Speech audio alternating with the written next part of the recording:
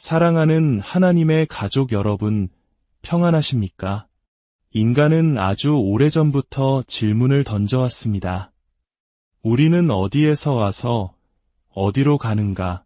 그리고 이 세상의 끝은 과연 존재하는가? 오늘 우리는 성경 예언의 마지막 장, 바로 우리 시대에 펼쳐지고 있는 놀라운 징조들에 대한 깊은 이야기를 나누고자 합니다. 이것은 단순한 지식 전달이 아닌 시대를 분별하고 영적으로 깨어있기를 바라는 하나님의 사랑의 메시지입니다. 이 이야기가 여러분의 마음에 깊은 울림을 준다면 하나님의 은혜가 더 널리 퍼질 수 있도록 이 영상을 소중한 분들과 나눠주시고 저희 채널과 동행해 주십시오. 여러분의 영혼에 평안이 깃들기를 기도합니다. 최근 몇 년간 우리는 세상이 이전과는 비교할 수 없는 속도로 변화하고 있음을 피부로 느끼고 있습니다. 전 세계적으로 일어나는 전쟁과 분쟁, 기후변화로 인한 전례 없는 자연재해, 그리고 사회의 급격한 도덕적 해이까지 많은 성경학자들과 예언 연구가들은 이것이 바로 성경이 말하는 마지막 때의 가속화 현상이라고 말합니다. 저는 오늘 이 모든 현상을 아우르는 거대한 영적 폭풍에 대해 이야기하려 합니다. 이 폭풍이라는 표현은 단순히 기상현상을 의미하는 것이 아닙니다. 예수님께서 직접 알려주신 마지막 때의 거대한 영적 사건들의 전개를 상징하는 단어입니다. 그리고 이 폭풍은 크게 4단계로 펼쳐집니다. 첫 번째 단계는 하나님의 영광이 임하는 단계입니다. 우리가 흔히 부흥이라고 부르는 것보다 훨씬 더 강력하고 광범위한 성령의 역사가 전 세계 곳곳에 부어지는 시기입니다. 핍박받는 지역의 지하교회에서부터 영적으로 메말랐던 서구 사회의 젊은이들에게 이르기까지 지금 이 순간에도 하나님의 영광은 나타나고 있습니다. 두 번째 단계는 교회의 휴거입니다. 데살로니가전서 4장에 기록된 것처럼 주님께서 공중에 강림하실 때 그리스도 안에서 잠든 자들과 살아남은 성도들이 함께 구름 속으로 끌어올려져 주님을 영접하게 되는 사건입니다. 이것은 곧이어 닥칠 하나님의 진노, 즉 7년 대환난으로부터 교회를 보호하시려는 하나님의 놀라운 구원의 계획입니다. 세 번째 단계는 7년 대환난의 시기입니다. 이 땅에 남은 자들이 겪게 될 극심한 고난의 시간이며 전반부 3년 반과 후반부 3년 반으로 나뉩니다. 특히 후반부 3년 반은 인류 역사상 전무후무한 재앙과 심판이 쏟아지는 때가 될 것입니다. 그리고 네 번째 단계는 바로 예수 그리스도의 지상 재림입니다. 7년 대환난이 끝날 때 주님께서는 모든 성도와 함께 이 땅에 다시 오셔서 모든 악을 심판하시고 그의 나라를 세우실 것입니다. 그렇다면 우리는 지금 이 4단계 중 어디쯤을 살아가고 있는 것일까요? 성경은 우리에게 그 때를 알 수 있는 몇 가지 중요한 징조를 알려주고 있습니다. 예수님께서는 누가복음 21장에서 이렇게 말씀하셨습니다. 1월 성신에는 징조가 있겠고 이런 일이 되기를 시작하거든 일어나 머리를 들라 너희 속량이 가까웠느니라 하시더라. 주님은 분명히 하늘의 징조를 주목하라고 하셨습니다. 흥미롭게도 최근 미 항공우주국 나사는 지난 수십 년 중 가장 강력한 태양계 폭풍을 관측했다고 발표했습니다. 태양 표면에서 일어나는 거대한 폭발인 태양 흑점 폭발이 지구의 통신 시스템이나 전력망에 영향을 미칠 수 있다는 경고와 함께 말입니다. 성경의 요엘 선지자는 내가 이적을 하늘과 땅에 베풀리니 곧 피와 불과 연기 기둥이라. 여호와의 크고 두려운 날이 이르기 전에 해가 어두워지고 달이 핏빛같이 변하려니와 라고 예언했습니다. 과학의 발전이 오히려 성경의 예언이 어떻게 성취될 수 있는지를 보여주는 시대에 우리는 살고 있는 것입니다. 또한 성경은 하늘에서 별들이 떨어지는 현상에 대해서도 경고합니다. 오늘날 우리는 이것을 소행성이나 유성 충돌의 가능성으로 이해할 수 있습니다. 실제로 과학자들은 지구를 향해 다가오는 수많은 소행성들을 추적하고 있으며 그중 일부는 지구에 상당한 위협이 될 수 있다고 경고합니다. 2024이어 4로 명명된 소행성은 2032년에 지구와 충돌할 가능성이 제기되기도 했습니다. 물론 그 확률은 아직 낮지만 이러한 잠재적 위협이 계속해서 발견되고 있다는 사실 자체가 우리에게 경각심을 줍니다. 예수님의 초림 당시 동방의 박사들이 하늘의 별을 보고 아기 예수님을 찾아왔던 것처럼 주님의 다시 오심 또한 이러한 하늘의 징조들과 깊은 관련이 있을 수 있습니다. 하늘의 징조만큼이나 중요한 것이 바로 땅의 징조입니다. 그리고 그 중심에는 이스라엘이라는 나라가 있습니다. 성경 예언의 시계는 이스라엘을 중심으로 움직인다고 해도 과언이 아닙니다. 2000년 가까이 나라 없이 전 세계를 떠돌던 유대 민족이 1948년 기적적으로 나라를 되찾은 사건은 마지막 때 예언의 성취에 있어 가장 중요한 기점이 됩니다.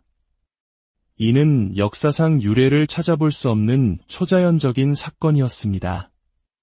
예수님께서는 마태복음 24장에서 무화과나무의 비유를 말씀하셨습니다. 성경에서 무화과나무는 종종 이스라엘을 상징합니다. 예수님은 무화과나무의 비유를 배우라 그 가지가 연하여지고 잎사귀를 내면 여름이 가까운 줄을 아나니 이와 같이 너희도 이 모든 일을 보거든 인자가 가까이 곧 문 앞에 이른 줄 알라. 내가 진실로 너희에게 말하노니 이 세대가 지나가기 전에 이 일이 다 일어나리라 라고 하셨습니다. 즉 이스라엘의 독립을 보는 세대가 지나가기 전에 모든 예언이 성취될 것이라는 말씀입니다. 그렇다면 한 세대는 얼마나 긴 시간일까요? 시편 90편은 우리의 연수가 70이요 강건하면 80이라 고 노래합니다. 1948년에 80년을 더하면 2028년이 됩니다. 물론 우리는 절대로 날짜를 단정할 수 없습니다. 그날과 그때는 오직 하나님 아버지만 아시기 때문입니다.